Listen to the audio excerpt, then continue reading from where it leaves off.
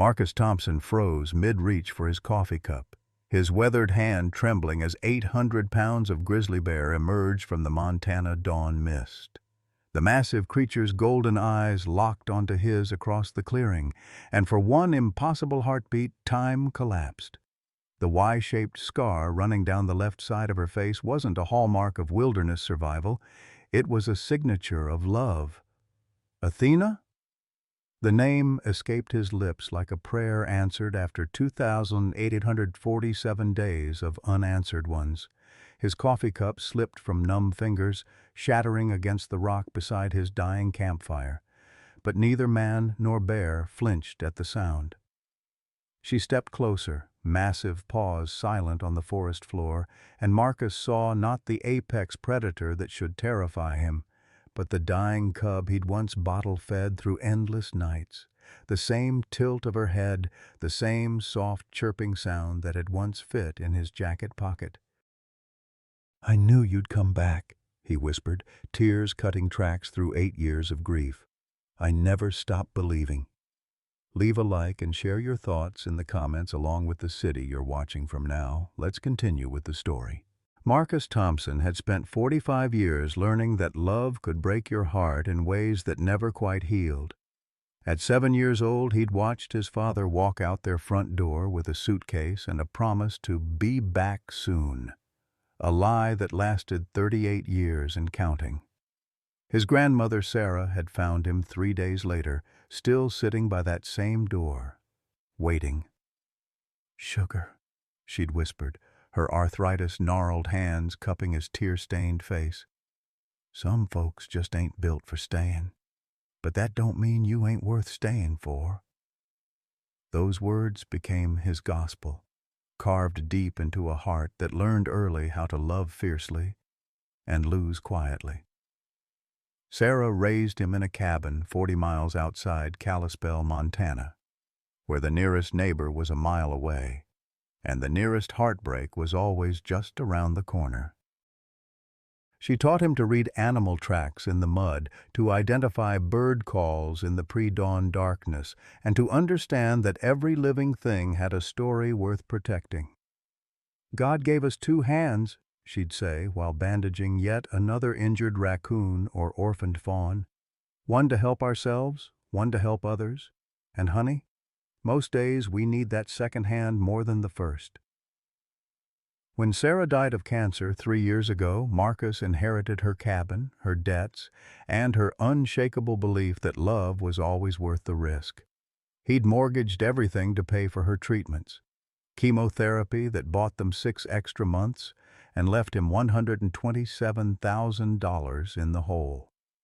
At night, when the silence pressed too heavy against his chest, he'd sit on her old porch and wonder if she'd been wrong about love being worth it. 23 years as a wildlife ranger had taught Marcus that nature was both brutal and beautiful, often in the same breath. He delivered 847 baby elk into the world and buried 312 animals that didn't make it through harsh winters. He'd been charged by mountain lions, blessed by hummingbirds, and humbled by the ancient wisdom in an old bear's eyes. His colleagues called him the Bear Whisperer. Though Marcus knew the truth, he didn't speak to animals any better than anyone else. He just listened harder. His government salary of $34,000 barely covered the mortgage payments on Sarah's medical debt, leaving him to choose between grocery money and gasoline most months. His 1998 Ford pickup had 287,000 miles on it, and a prayer holding the transmission together, but it got him to every remote corner of Glacier National Park, where broken animals waited for someone who understood that every life mattered. The locals knew Marcus as the ranger who'd spend his own money on veterinary bills, who'd sleep in his truck for 3 days straight, nursing an injured fox back to health, who'd never met a wounded creature he wouldn't try to save. What they didn't know was that every animal he rescued was also rescuing him, from the crushing loneliness of a man who'd been left behind too many times to count. October 12, 2015, arrived with the kind of cold that made your breath visible and your bones ache. Marcus had been patrolling the northern boundary of Glacier National Park for 6 hours, checking trail markers and documenting early snow damage, when he heard the sound that would change everything, the low rumble of a diesel engine where no trucks should be. He followed the sound through a stand of lodgepole pines until he reached the old logging road, officially closed but still used by crews with special permits. The truck was there, all right, a massive Peterbilt hauling timber, its front bumper crumpled and streaked with something dark that made Marcus's stomach clench. Beer bottles glinted in the late afternoon sun, scattered across the cab like evidence of a decision that had gone horribly wrong. The driver was long gone. Marcus found her 30 yards down the embankment, where the force of impact had thrown her small body into a tangle of serviceberry bushes. A grizzly cub, maybe 4 months old, with fur the color of autumn wheat and a gash across the left side of her face that looked like someone had tried to carve the letter Y into her skull. Blood matted her coat, and each breath came in shallow, desperate gasps that sounded too much like his grandmother's final days. "Jesus," Marcus whispered, dropping to his knees beside the broken little body. Protocol was clear. Call it in. Let nature take its course. Don't interfere with natural selection. But there was nothing natural about a drunk driver plowing into a bear family and fleeing the scene like a coward. He found the mother 20 minutes later, her massive body crumpled against a Douglas fir. The truck had hit her first, hard enough to crack the tree trunk before careening down the slope to catch the cub. Marcus had seen enough death to recognize the stillness that meant a soul had already departed. But this felt different. This felt like murder. The cub whimpered when he touched her, a sound so soft it barely registered above the wind through the pines. Her eyes, golden brown like honey in sunlight, fixed on his face with an intensity that made his chest tight. She was dying, probably had been dying since the moment of impact, and every protocol he'd sworn to uphold said he should let her go peacefully. "I'm sorry, little one," Marcus murmured, his hands hovering over her broken form. "I'm so damn sorry this happened to you." She made another sound then, not quite a whimper, but something deeper, a plea maybe, or a question. Marcus thought of Sarah, of all the broken creatures she'd refused to give up on, of the coffee can full of emergency fund money she'd kept hidden behind the flour jar for moments exactly like this. "Okay," he said, his voice barely above a whisper. "Okay, we're gonna break some rules today." He wrapped her in his ranger jacket, surprised by how light she felt, maybe 30 pounds of fur and bones and failing heartbeat. She didn't struggle when he lifted her, just pressed her muzzle against his chest like she was listening to his heartbeat, taking comfort in the steady rhythm of something still alive and fighting. The drive to his cabin took 43 minutes of white-knuckled terror, Marcus checking his rearview mirror every few seconds to make sure she was still breathing. He'd radioed in a report about the abandoned truck and evidence of a wildlife collision, but he'd been deliberately vague about finding survivors. Sometimes the things worth saving required a little creative interpretation of the truth. His cabin sat on 40 acres of Sarah's old homestead, far enough from the main roads that unexpected visitors were rare and unwelcome questions were even rarer. Marcus carried the cub inside and set up a makeshift den in the corner of his living room, using old blankets and a heating pad set on low. She was hypothermic, probably had internal bleeding, and definitely had a concussion from the head trauma that carved that Y-shaped canyon across her face.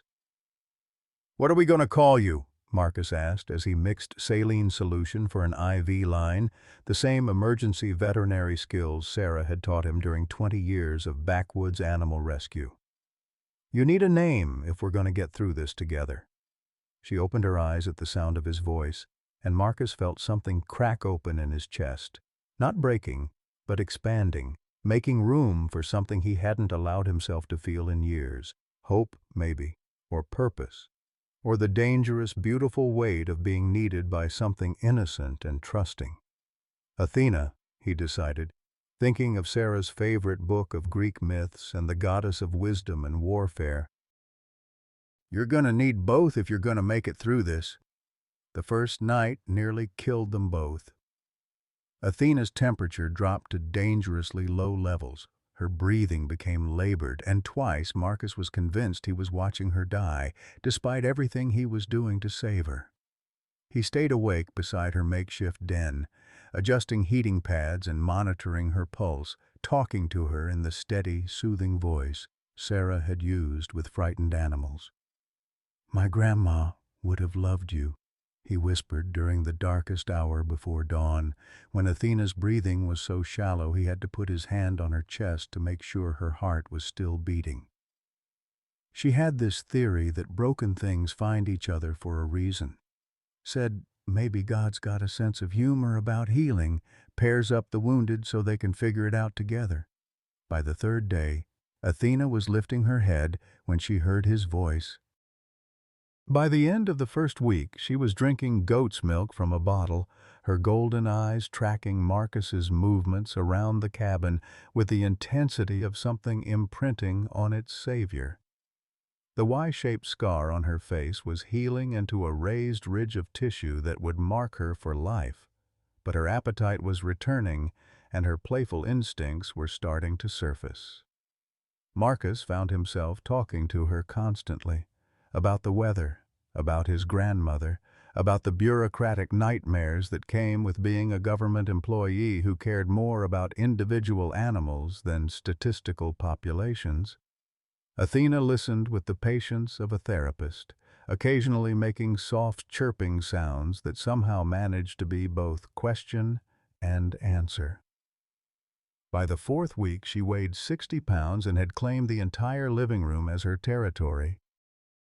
She followed Marcus from room to room, slept curled against his legs at night, and had developed an inexplicable fascination with his morning coffee routine. Every day at 6:30 a.m., when Marcus sat in his kitchen chair with his first cup of the day, Athena would position herself exactly 3 feet away and watch with the intensity of something studying a sacred ritual. "You're getting too big for this," Marcus told her one morning in November, watching her navigate around furniture that was rapidly becoming too small for an 80-pound grizzly cub with a growing understanding of her own strength. "Pretty soon, you're going to be bigger than me." But bigger also meant healthier, and healthier meant the day was coming when Marcus would have to make the hardest decision of his life, the one he'd been avoiding thinking about since the moment he'd decided to save her. December 1st, 2015, arrived with a knock on Marcus's door at 7:43 a.m., 20 minutes before his usual coffee time, and exactly the kind of early morning interruption that made his stomach drop. Through the window, he could see the white government SUVs lined up in his driveway like a funeral procession, and behind the wheel of the lead vehicle sat Dr. William Harrison, Montana Fish and Wildlife's new director, and the kind of man who measured success in spreadsheets rather than saved lives. Athena, now 110 pounds of adolescent grizzly with paws the size of dinner plates, lifted her massive head from her spot beside the fireplace. Her golden eyes met Marcus's across the room, and in that shared glance was 8 weeks' worth of morning coffee rituals, bedtime stories, and the kind of interspecies trust that bureaucrats would never understand.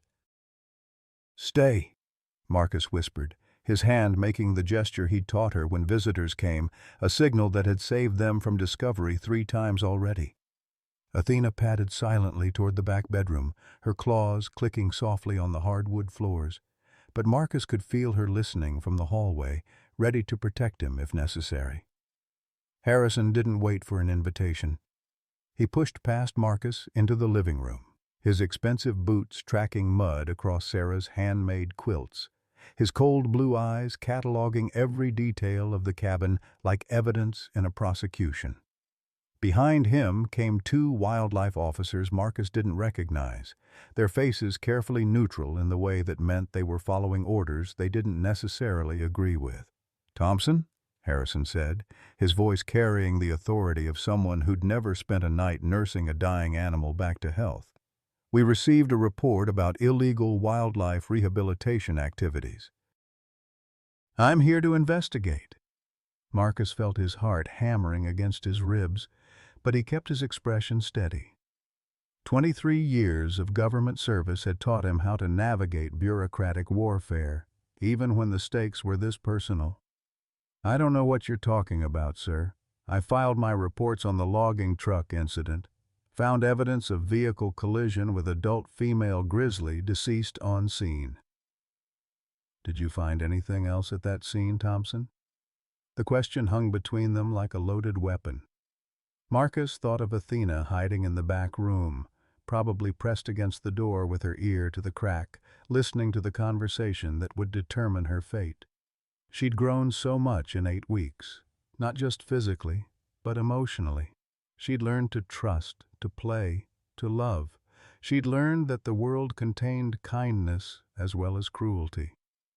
I found a broken family, Marcus said quietly. And I did what any decent person would do. Harrison's smile was sharp as winter wind. You found a grizzly cub. You brought it here. You've been keeping it illegally for 2 months, in direct violation of federal wildlife protection statutes. The penalty for that kind of stupidity is a $50,000 fine and possible criminal prosecution. From the back room came the soft sound of claws on wood, Athena shifting position, probably struggling with every instinct that told her to come defend her surrogate father. Marcus felt a surge of pride mixed with terror. Even now, even scared, she was trying to protect him. She would have died, Marcus said, his voice steady despite the earthquake happening in his chest. 4 months old, head trauma, internal injuries, hypothermia. She had maybe 3 hours left when I found her. Then she should have died, Harrison replied with the kind of clinical detachment that made Marcus's hands clench into fists.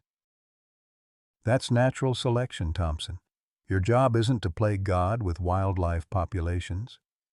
My job is to protect and preserve. Sometimes that means making hard choices.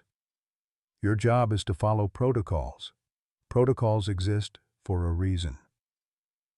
Harrison stepped closer, and Marcus caught the scent of expensive cologne mixed with something else, something that smelled like guilt and old grief. Wild animals that become habituated to human contact become dangerous. They lose their natural fear, approach people, attack families. I've seen it happen. There was something in Harrison's voice when he said that last part, a crack in the professional facade that suggested personal experience. Marcus filed that information away, focusing on the immediate threat. She's not dangerous, Marcus said.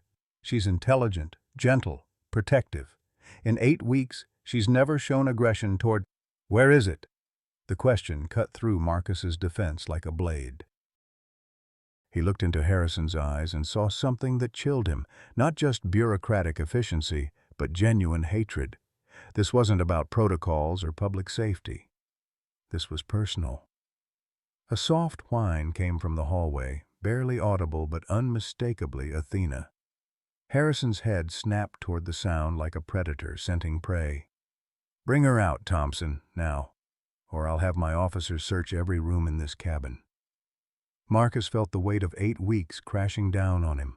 All those mornings with coffee for 2, all those nights with Athena curled against his legs like an enormous, dangerous teddy bear, all those moments when he'd glimpsed what his life could be like if he had someone to care for again. He thought of Sarah, of her coffee can emergency fund that was now empty, of her belief that love was always worth the risk. Athena, he called softly. Come here, girl. She appeared in the doorway like something out of a dream, 110 pounds of golden brown fur and liquid grace, her Y-shaped scar catching the morning light, her intelligent eyes moving from Marcus to the strangers and back again. She padded across the room and sat beside Marcus's chair, her massive shoulder pressed against his leg in a gesture of loyalty that broke his heart. Harrison stared at her for a long moment, his face unreadable. Jesus Christ, Thompson, what have you done? I saved her life, Marcus said, his hand resting on Athena's head, feeling the warmth and solidity of her presence. And she saved mine. You've created a problem, Bear. She'll have to be relocated immediately, and you'll be suspended pending a full investigation. Marcus looked down at Athena, who was watching the conversation with the intensity of something trying to understand a language just beyond her comprehension. Her golden eyes held trust, confusion, and something else, a question that Marcus didn't know how to answer. The hardest part wasn't that he was about to lose everything he'd worked for. The hardest part was that he was about to break a promise to the only family he had left. The helicopter blades chopped through the December air like mechanical thunder, drowning out Marcus's final words to Athena as the wildlife transport team prepared for her relocation. She pressed against the bars of the specialized transport crate, her golden eyes locked on his face with an intensity that felt like drowning. 400 miles. That's how far they were taking her. To the remote wilderness of the Bob Marshall, where human contact was virtually impossible and survival depended entirely on instincts she'd never had a chance to develop. She's not ready, Marcus said for the 10th time, his voice hoarse from arguing. She doesn't know how to hunt. She doesn't know which berries are safe. She's never even seen another bear. Harrison stood beside the helicopter, his expensive winter coat pristine against the chaos of the loading operation. She'll learn, or she won't. Either way, your interference ends today. The transport crate disappeared into the helicopter's cargo hold with a metallic clang that sounded like a cell door slamming shut. Through the small window, Marcus could see Athena's face. Confused, frightened, betrayed. She didn't understand why the person who'd saved her was now letting strangers take her away. She didn't understand that love sometimes meant making choices that felt like death. As the helicopter lifted into the gray December sky, Athena pressed her nose against the window, watching Marcus grow smaller and smaller until he was just a dark speck against the snow.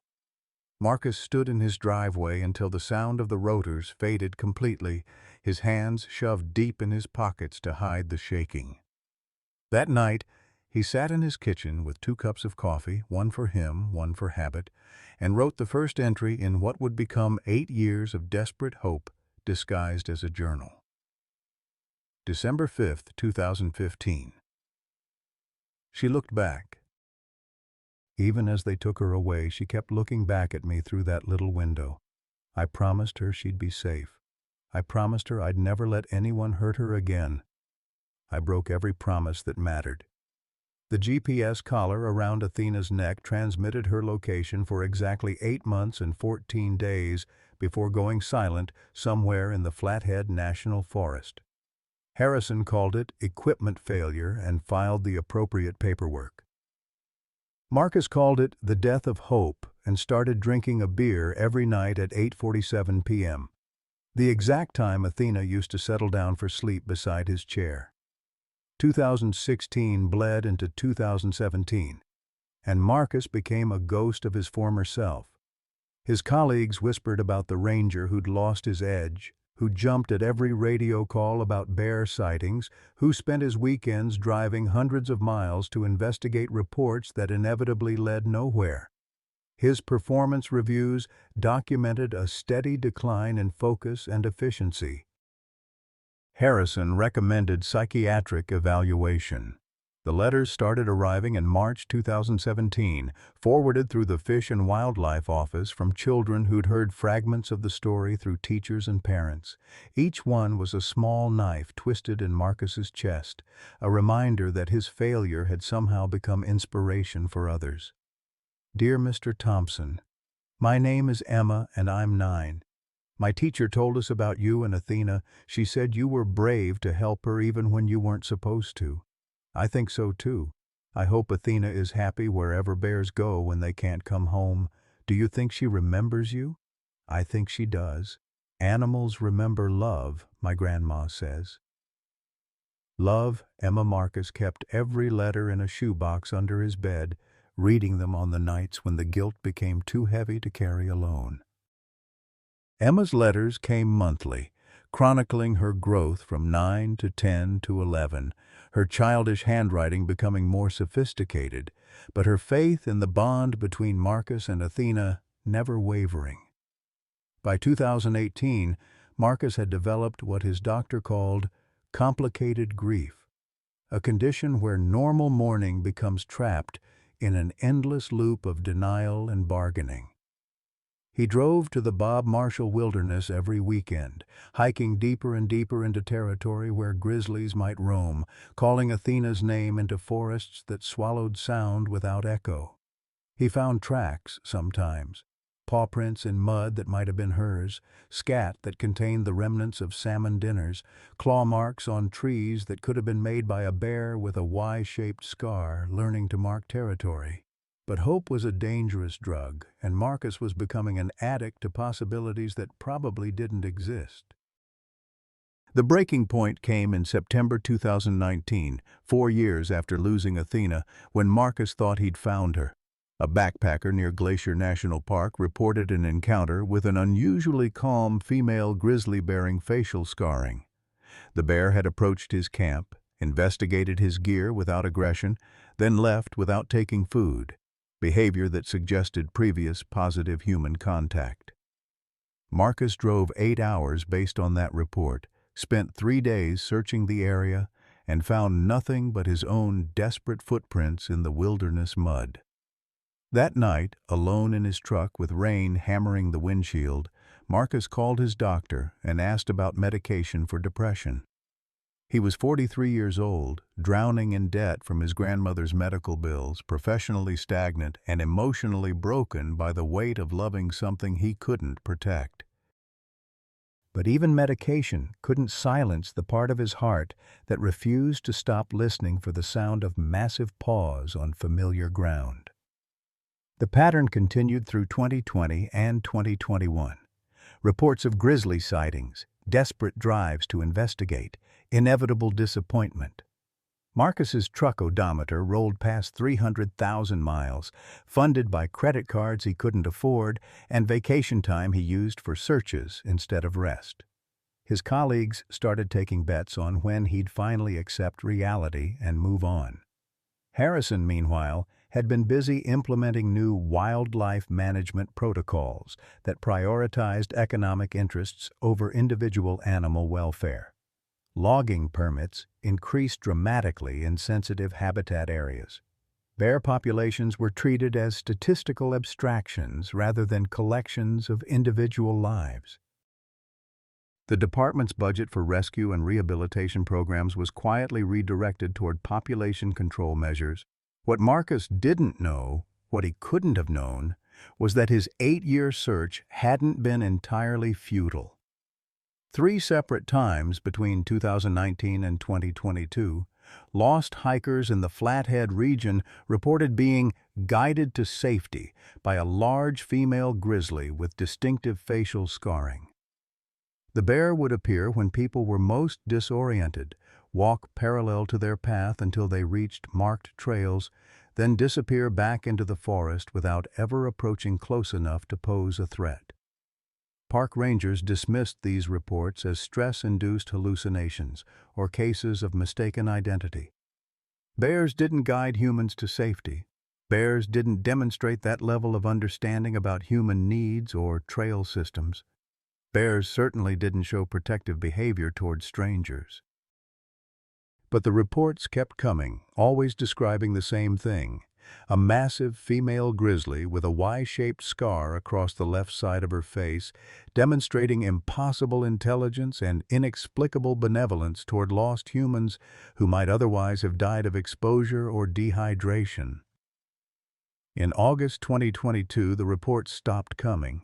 Not because the encounters stopped happening, but because word had reached Harrison's office, and he'd issued a directive that such reports were to be classified as unsubstantiated wildlife folklore and excluded from official documentation.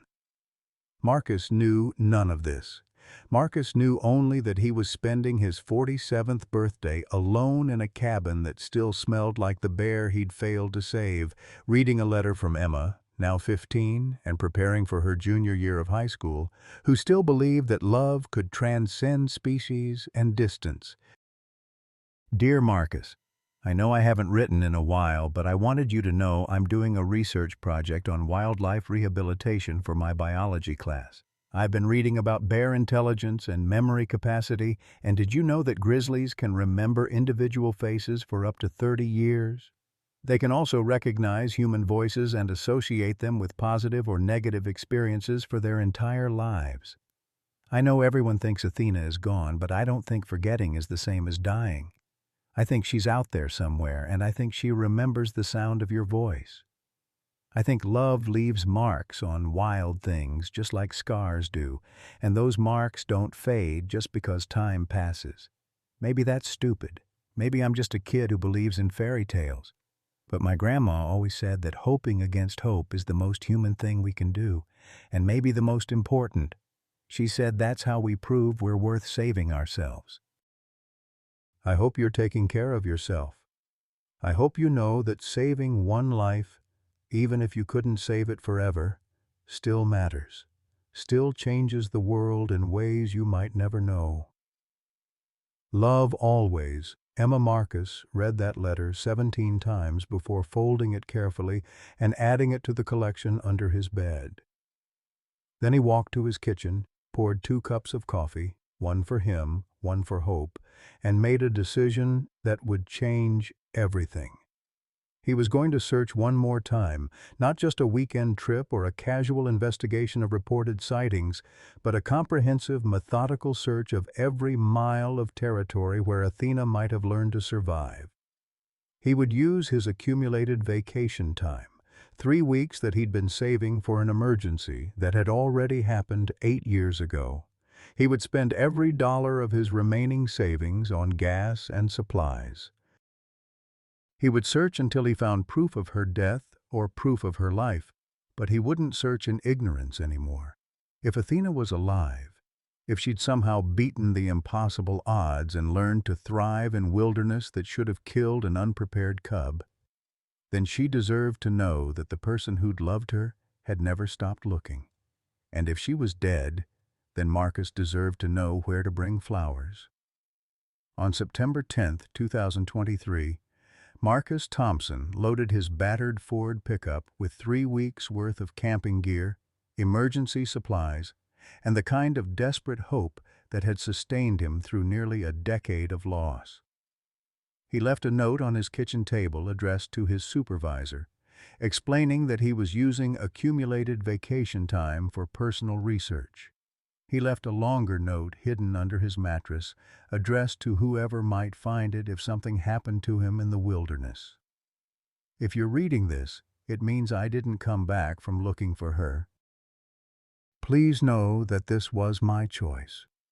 Please know that some searching is more important than some finding. Please know that I died still believing in the possibility of love that transcends understanding.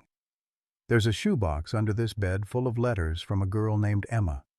Please send them back to her with a note that says her faith meant everything to a man who'd lost his way. Tell her that hoping against hope is indeed the most human thing we can do. And if by some miracle you find evidence of a female grizzly with a Y-shaped facial scar, please be kind. Her name is Athena. She was loved.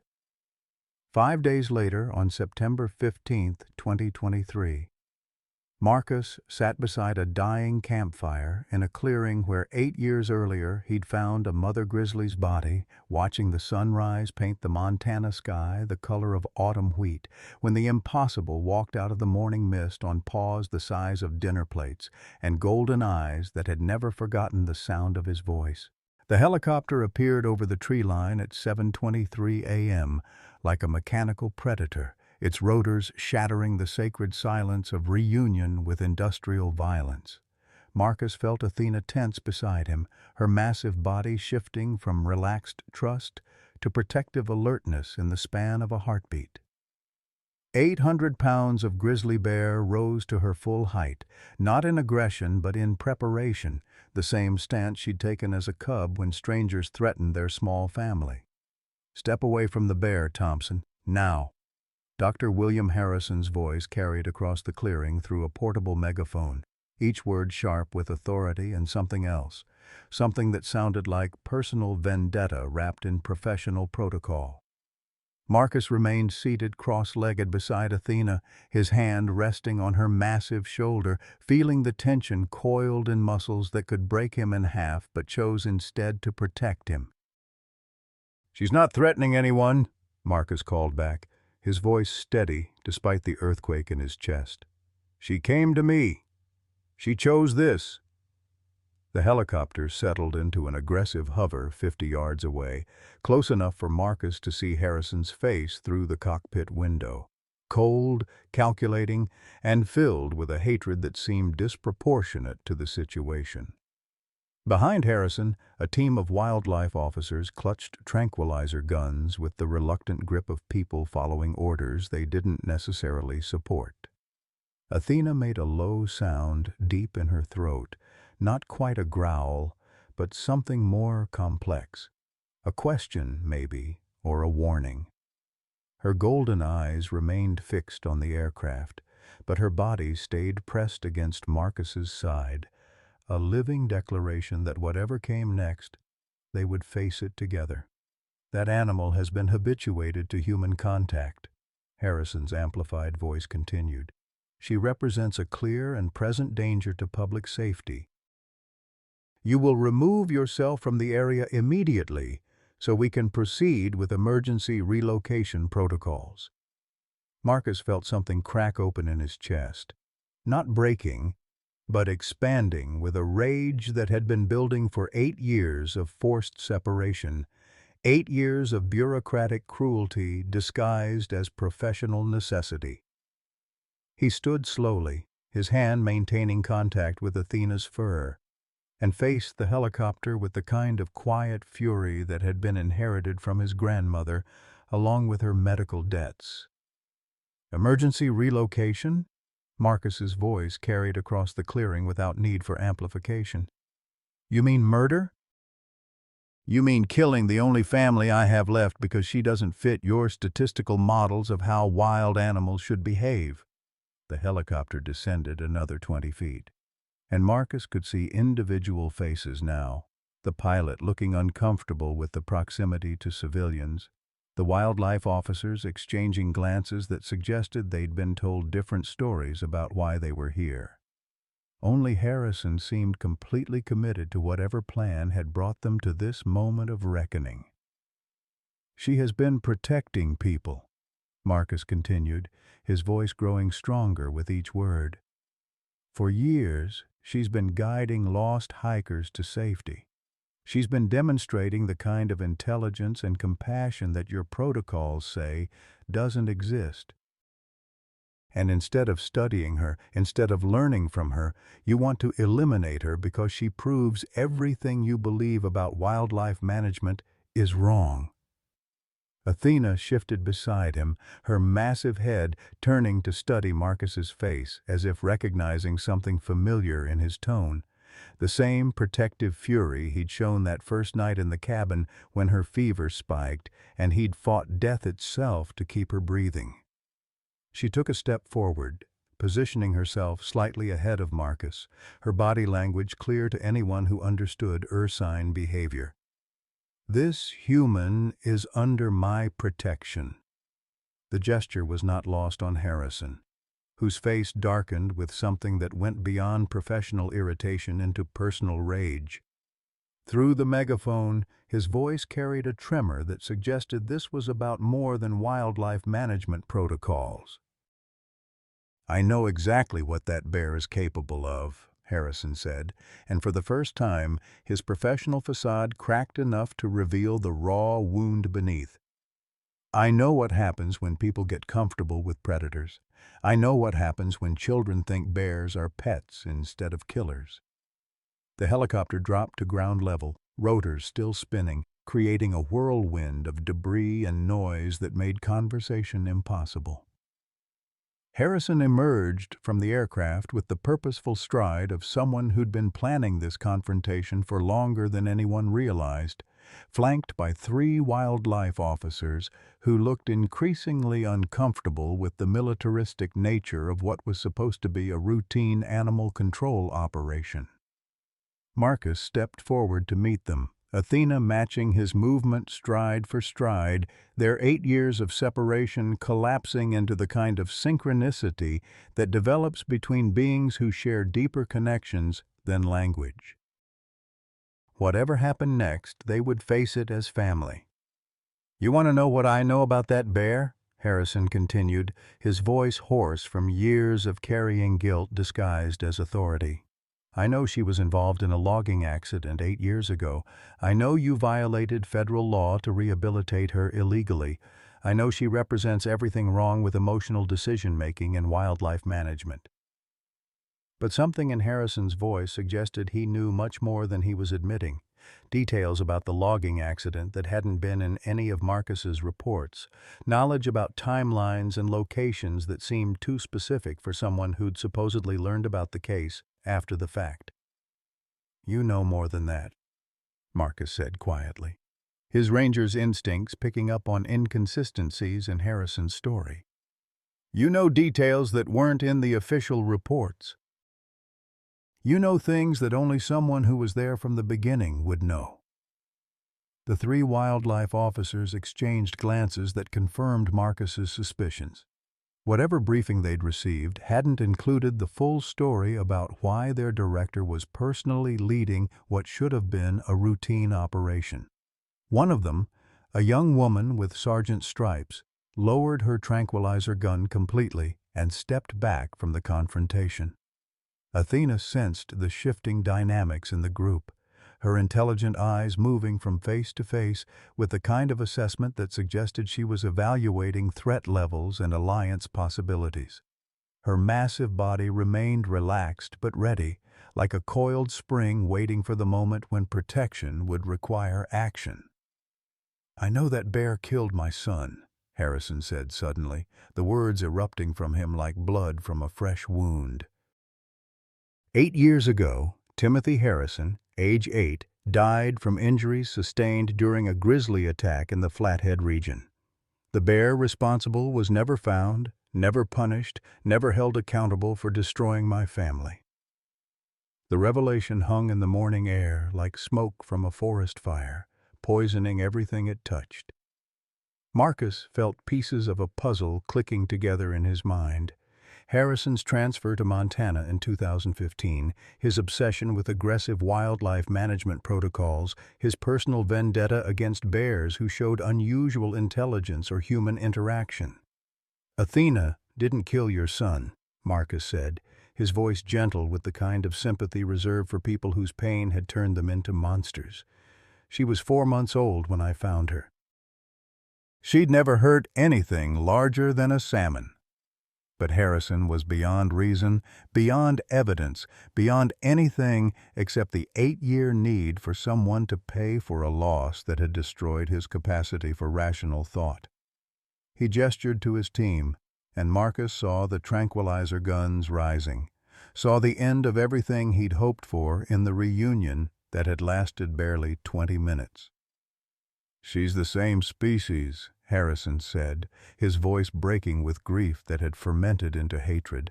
"She's the same threat. She represents the same danger to families that have children who might wander into the woods and never come home." Athena sensed the change in energy, the shift from confrontation to violence. She rose to her full height, 8 feet of evolutionary perfection designed by nature to be apex predator and gentle giant simultaneously. But instead of displaying aggression, she did something that stunned everyone present into absolute silence. She sat down. Not the tentative crouch of an animal preparing to fight or flee, but the deliberate, controlled movement of something making a conscious choice about how to respond to threat. She sat exactly as she had 8 years earlier in Marcus's cabin when visitors came, patient, alert, trusting that the person she loved would handle whatever was happening. The gesture was so profoundly peaceful, so completely at odds with Harrison's narrative of dangerous predation, that even the wildlife officers seemed frozen by the cognitive dissonance between what they'd been told to expect and what they were actually witnessing. Marcus looked at Athena, really looked at her for the first time since she'd emerged from the morning mist, and saw not just the cub he'd saved, but the magnificent creature she'd become. 800 pounds of muscle and intelligence and loyalty, choosing peace in the face of violence, choosing trust in the face of betrayal, choosing love in the face of everything that had tried to destroy it. In that moment, Marcus realized that the person on trial here wasn't Athena. It was him. And the jury of wildlife officers watching this confrontation would base their decision not on Harrison's broken theories about dangerous wildlife, but on what they were seeing with their own eyes, a bear who'd been loved and who'd learned to love in return. The question was whether that would be enough to save them both. The tranquilizer dart hit Athena in the shoulder with a soft thud that sounded like the end of everything Marcus had ever believed about justice. She turned her massive head to look at the small projectile protruding from her golden fur, her expression more puzzled than pained, as if she couldn't quite comprehend why the humans she'd spent 8 years protecting had chosen to hurt her. "No!" Marcus lunged forward, but the second dart caught him in the chest before he'd taken 3 steps.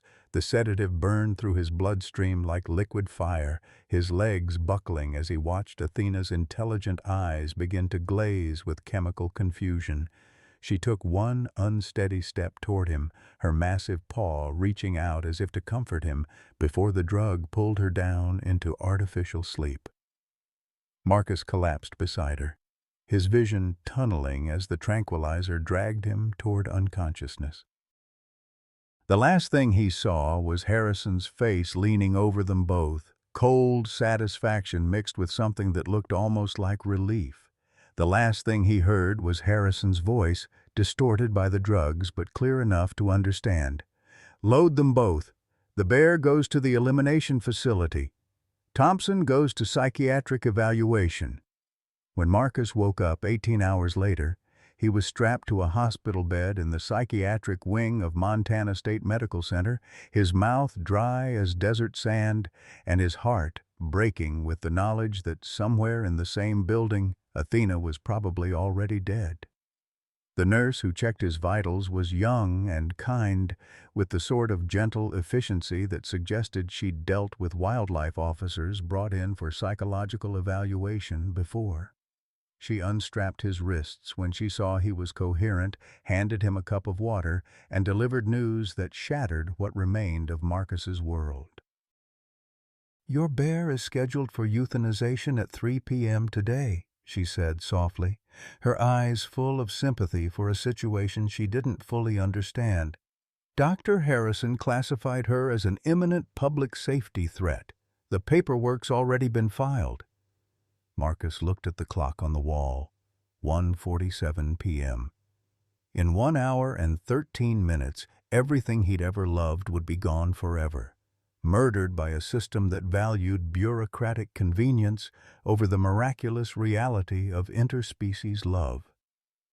He'd failed Athena 8 years ago when he let them take her away. He was about to fail her again, and this time it would be permanent. "I need to see her," Marcus said, swinging his legs over the side of the bed despite the dizziness that made the room spin. "I need to say goodbye." The nurse shook her head. "You're under psychiatric hold pending evaluation. Dr. Harrison's orders. He says you're suffering from severe anthropomorphic delusions and pose a danger to yourself and others." Marcus closed his eyes and tried to think through the pharmaceutical fog in his brain. Harrison had played this perfectly, isolating Marcus under medical supervision while eliminating Athena under the guise of public safety. By the time any investigation could challenge the decisions, both problems would be solved permanently. "Can I make a phone call?" Marcus asked, thinking of every contact he had in the wildlife community, every favor he'd ever been owed, every person who might have enough influence to stop what was happening. "One call," the nurse said, handing him a bedside telephone. "Hospital rules." Marcus dialed the number he'd memorized but never used. Sarah Chen, the wildlife officer who'd been part of Harrison's team that morning, the one who'd lowered her weapon when she saw Athena choose peace over violence. The phone rang 4 times before her voice answered, cautious and professional. "Officer Chen speaking?" "This is Marcus Thompson," he said, his voice hoarse from the tranquilizer. "You were there this morning. You saw what really happened." A long pause. "Mr. Thompson, I can't discuss ongoing operations." "She sat down," Marcus interrupted, desperation making his words tumble together. "When you raised your weapons, when she had every reason to defend herself, she chose to sit down peacefully. You saw that. You saw her choose trust over violence." Another pause, longer this time. "I saw it," Sarah admitted quietly. "Then you know Harrison is lying. You know this isn't about public safety. This is about revenge." Marcus gripped the phone like a lifeline, knowing he had one chance to reach whatever remained of her conscience. "I need you to look at the official reports from 8 years ago. The logging truck accident that killed Athena's mother." "Harrison knows details about that accident that weren't in my reports. He knows things that only someone who was involved from the beginning would know." "What are you suggesting?" "I'm suggesting you look at the financial records. Look at who had logging permits in that area. Look at who benefited from expanded access to bear habitat." Marcus could hear the sound of his own heartbeat in his ears, could feel time running out like sand through his fingers. And then ask yourself why a director of wildlife management would personally lead an operation to eliminate a bear who spent years protecting lost hikers. The line went quiet except for the sound of Sarah's breathing. Marcus held his breath, knowing that everything depended on whether this woman had enough integrity to investigate the inconsistencies in Harrison's story, enough courage to challenge her superior when lives hung in the balance. "I'll look into it," Sarah said finally. "But Mr. Thompson, even if you're right about the corruption, that bear is scheduled for elimination in less than an hour. I don't have authority to stop that process." "Then find someone who does," Marcus said, his voice breaking with the weight of 8 years' worth of love and loss. "Please, she trusted you enough to sit down when you had guns pointed at her. Honor that trust." After Sarah hung up, Marcus sat in his hospital bed watching the minutes tick by on the wall clock, each second bringing Athena closer to death. At 2:30, he heard commotion in the hallway. Raised voices, hurried footsteps, the sound of authority being challenged. At 2:45, his room door opened, and Sarah Chen walked in, her face grim, but her eyes bright with the satisfaction of someone who'd discovered the truth. "We need to go," she said, producing a key from her pocket and unlocking the restraints Marcus hadn't realized they'd replaced while he was making his phone call. "Right now." "What did you find?" "Financial records showing Harrison received consulting payments from Clearcut Industries, the same company that owned the logging truck that killed Athena's mother. Phone records showing Harrison called the driver 20 minutes before the accident, telling him to take the mountain road despite weather warnings."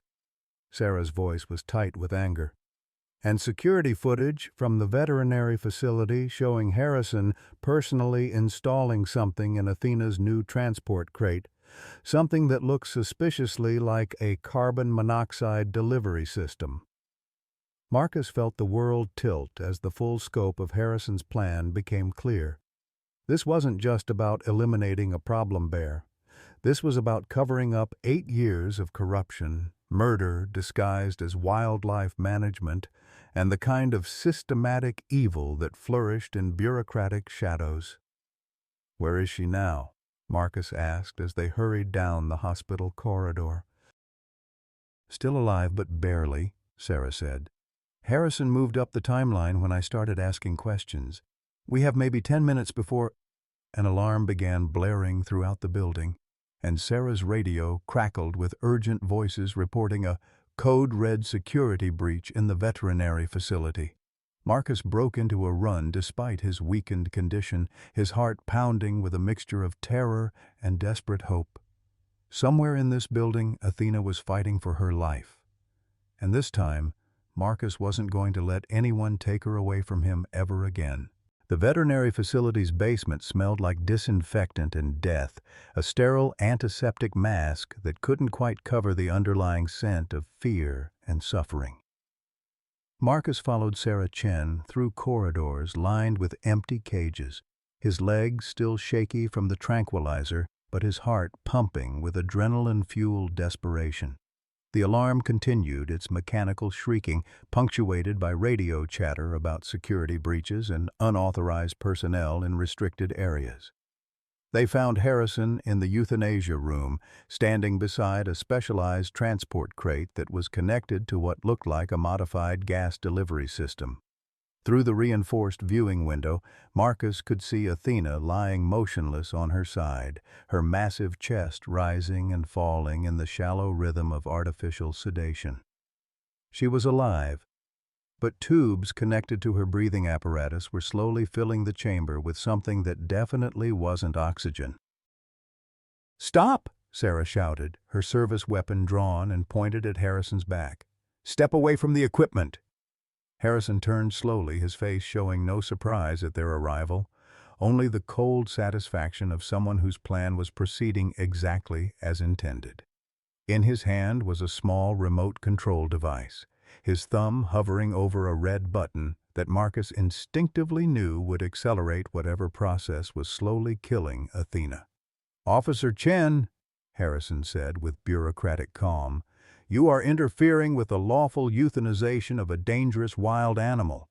Stand down immediately or face disciplinary action." "The only dangerous thing here is you," Marcus said, stepping forward despite Sarah's gesture for him to stay back. Through the window he could see Athena's breathing becoming more labored, her body struggling against whatever poison Harrison was pumping into her chamber. "How long have you been planning this? How many animals have you murdered in the name of wildlife management?" Harrison's professional facade cracked slightly, revealing the raw grief that had been driving his actions for 8 years. "My son died because people like you teach wild animals that humans are friends instead of threats. Timothy was 8 years old when a harmless bear that had been fed by well-meaning idiots decided his backpack smelled like food. He died screaming my name while I was too far away to help. And now you're going to kill Athena because you need someone to blame," Marcus replied, his voice surprisingly gentle despite the fury burning in his chest. "You're going to murder the most intelligent, compassionate bear I've ever known because she represents everything you can't accept about the complexity of wild animal behavior."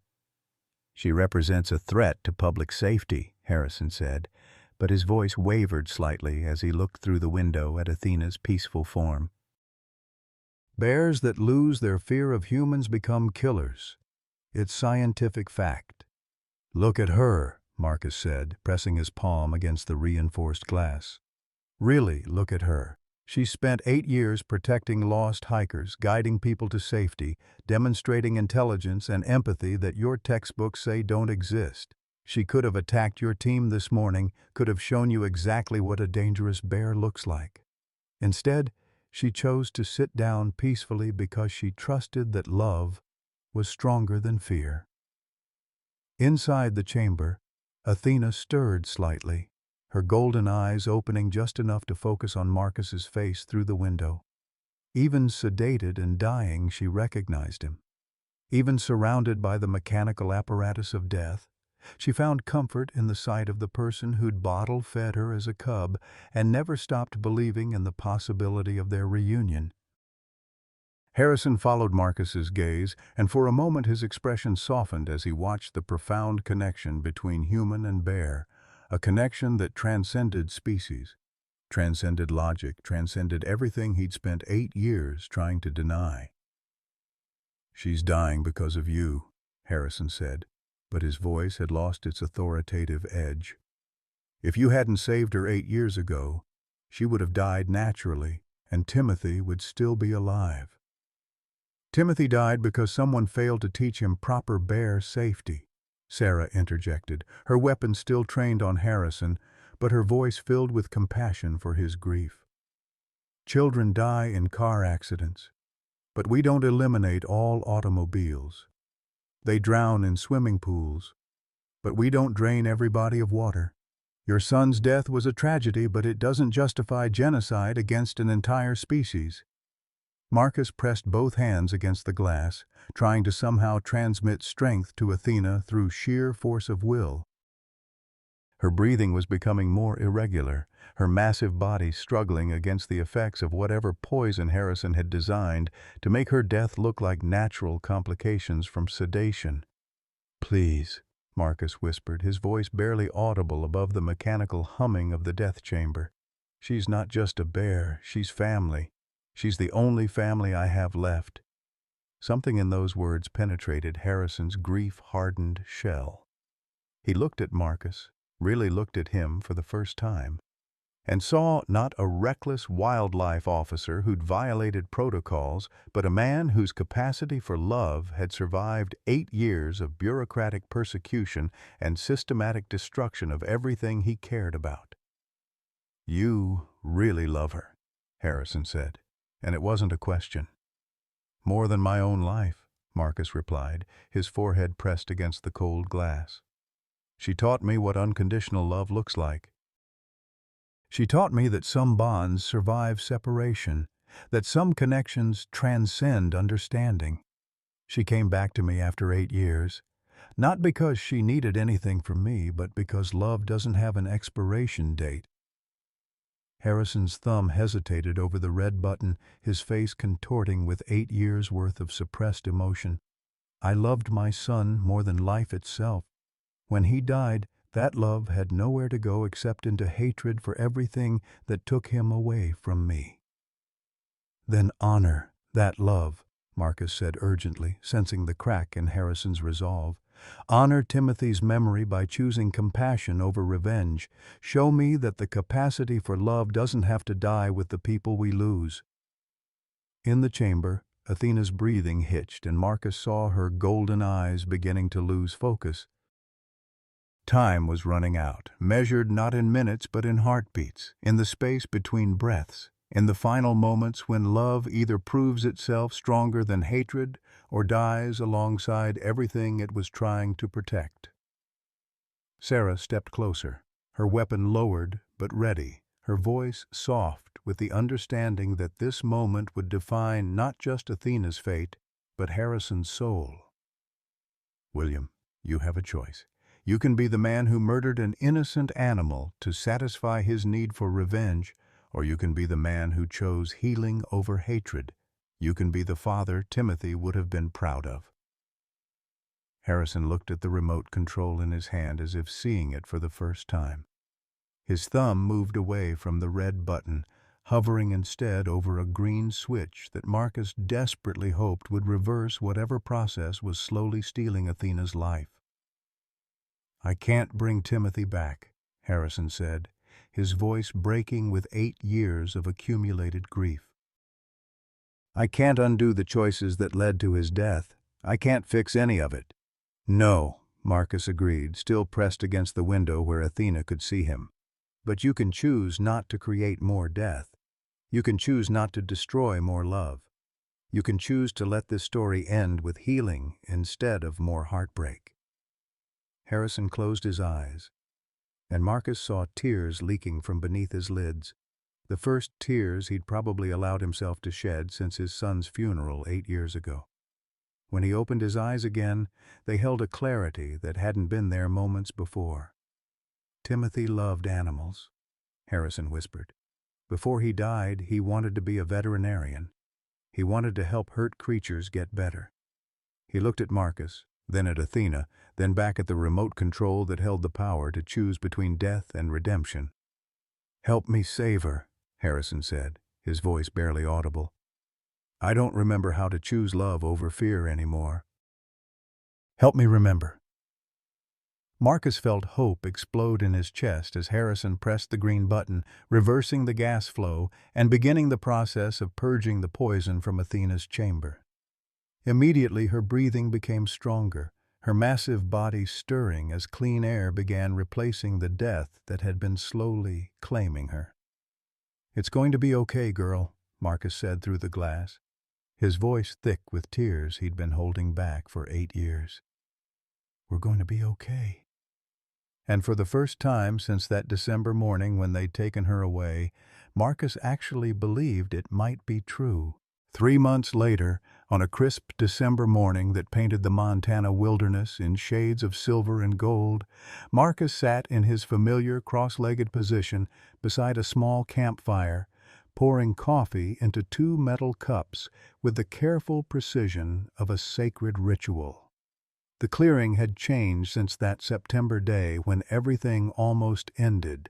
Someone had installed a discreet observation platform 50 yards away, where researchers and visitors could witness without intruding, where love could be studied without being destroyed.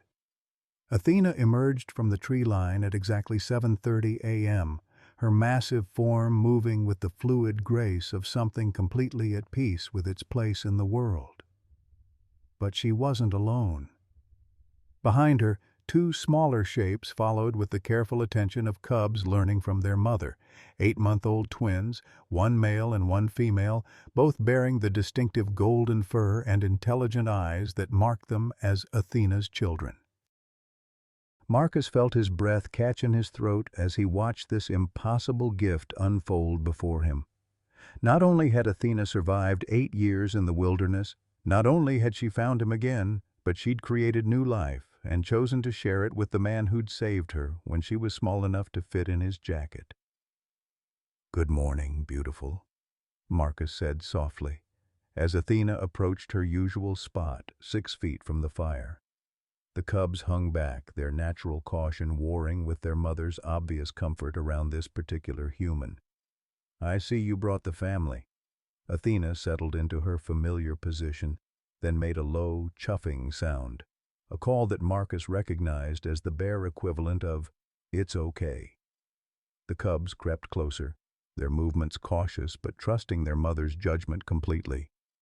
The female cub, bolder than her brother, approached within 3 feet of Marcus before sitting down in perfect imitation of her mother's posture. "She has your eyes," Marcus observed, noting the same golden-brown irises that had first captured his heart in a dying cub 8 years ago, "and your courage."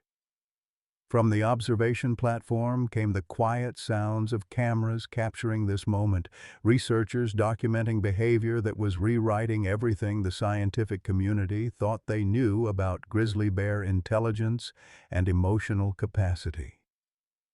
Dr. Elizabeth Morgan, the wildlife behaviorist who'd taken over Harrison's position after his resignation, watched through binoculars with the kind of professional excitement reserved for paradigm-shifting discoveries. Marcus knew they were being watched, knew their reunion had become the subject of documentaries and research papers and international attention that felt both validating and invasive. But in the morning silence, with coffee cooling between his hands and Athena's peaceful breathing providing the only soundtrack that mattered, the outside world felt pleasantly distant. And the male cub, emboldened by his sister's success, crept closer to investigate the strange ritual of coffee and conversation. He sniffed the air curiously, his black nose twitching at the foreign but non-threatening sense of human habitation. When Marcus held perfectly still, the cub approached close enough to touch his boot with one small paw, a gesture so reminiscent of Athena's first tentative trust that Marcus had to blink back tears. "You're going to be magnificent," Marcus whispered to the cub, echoing the promise he'd made to Athena during those desperate weeks in his cabin. "Both of you are going to be everything your mother dreamed you could become." Athena watched this interaction with the calm attention of a mother who'd already decided these humans were safe for her children to know. Her own journey from near-death cub to protective mother had taught her to distinguish between the humans who meant harm and the few who understood that love could transcend species boundaries. The federal investigation into Harrison's corruption had taken 2 months to complete, revealing a network of financial impropriety that stretched back years and involved multiple wildlife officials across 3 states. Harrison himself had cooperated fully with investigators, his breakdown in the veterinary facility having shattered the psychological walls he'd built around his grief. He was currently serving 2 years in minimum security federal prison, but more importantly, he was receiving the trauma counseling he'd needed since his son's death 8 years earlier. In his resignation letter, published in newspapers across the region, Harrison had written, "I allowed personal grief to corrupt professional judgment, and in doing so, I nearly destroyed something miraculous." Marcus Thompson and Athena represent the kind of interspecies connection that should be studied and celebrated, not feared and eliminated. I pray that my failures can become a foundation for better policies and deeper understanding. Marcus had visited Harrison twice during his incarceration, not to forgive. Forgiveness was a process, not a moment, but to witness the man's genuine attempts at healing. Harrison was learning to separate his love for his deceased son from his hatred of the wild world that had claimed Timothy's life. It was hard work, the kind that took years rather than months, but it was work worth doing. Sarah Chen had been promoted to regional director, implementing new protocols that prioritized individual animal welfare alongside population management. The Athena guidelines now governed all wildlife rehabilitation decisions, emphasizing the importance of case-by-case assessment rather than blanket policies that ignored the complex realities of animal behavior and human-wildlife interaction. Emma, the girl whose letters had sustained Marcus through his darkest years, was now 18 and had been accepted to Montana State University's wildlife biology program. She'd written to tell Marcus that her freshman research project would focus on documenting the long-term behavioral impacts of early human intervention in wild animal development.